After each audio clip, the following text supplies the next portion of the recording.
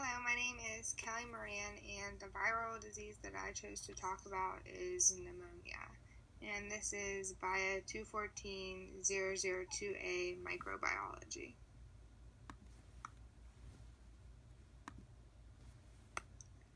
The next thing I want to talk about is what pneumonia actually is. Pneumonia is an infection in your lung, and it keeps you in bed feeling very sick. It is usually caused by bacteria, viruses, or fungi. In the United States, about 30% of pneumonias are known to be viral.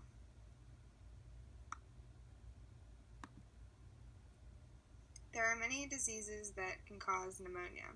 The viruses that can lead to pneumonia include influenza A and B, which is the virus that is most commonly found in older adults. You can also have respiratory virus, also known as RSV, which is more common in infants and children rather than adults. You can also get things known as coronavirus, influenza virus, and adenoviruses, which is also known as pink eye. Other viruses that more rarely cause viral pneumonia include the herpes simplex, measles, and chickenpox. Many people wonder how viral pneumonia actually spreads. Viruses that cause pneumonia travel through the air in droplets of fluid after someone sneezes or coughs. These fluids get into your body through your nose or mouth. You can also get viral pneumonia after touching a virus-laden doorknob or keyboard and then touching your nose or mouth. Viral pneumonia is diagnosed in a couple different ways. Your doctor's diagnosis will depend on how severe your infection is. If you have mild symptoms, your doctor may suggest blood tests or even a chest x-ray. If your symptoms are serious and you are 65 years or older, or an infant or young child, the doctor might recommend collecting fluids. The doctor may also put a camera down your throat to check your airways. In this slide, you can see a picture of a chest x-ray, and pointed out is where they can see the pneumonia.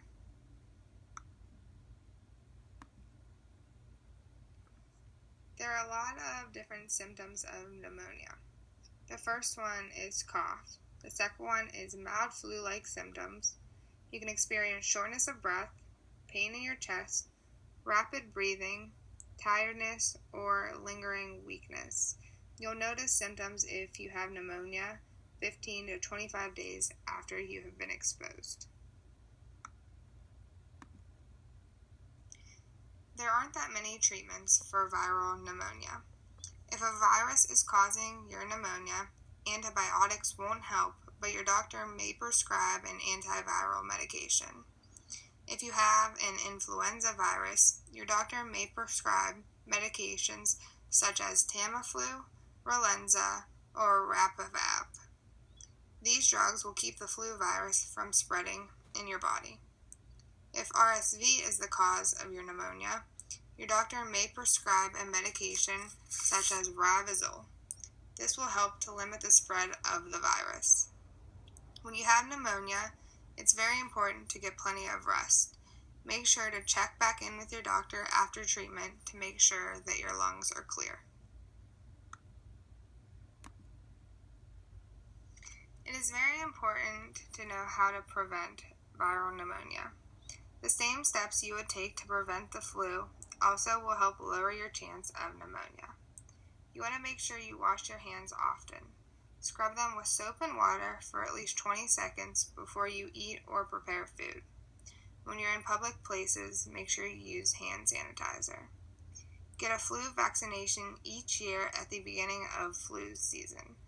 There's also a pneumonia vaccine that you can get. You want to stay away from people who are sneezing or coughing, and keep your hands away from your eyes, ears, mouth, or nose. They're still unsure of what exactly the reservoir for pneumonia is. They know that it is not an animal reservoir or insect vector. They believe that it may be the nasopharynx of asymptomatic humans.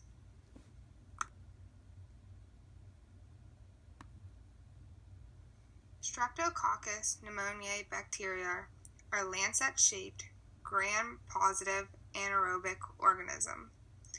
They are typically observed in pairs, but may also occur singularly or in short chains.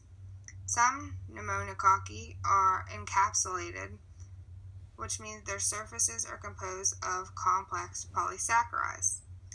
Encapsulated organisms are pathogenic for humans and experimental animals, whereas organisms without capsular polysaccharides are not. Capsular polysaccharides are the primary basis for the pathogenicity of the organism. They are antigenetic and form the basis for classifying by serotype. They are mostly RNA virus, but it can sometimes be DNA.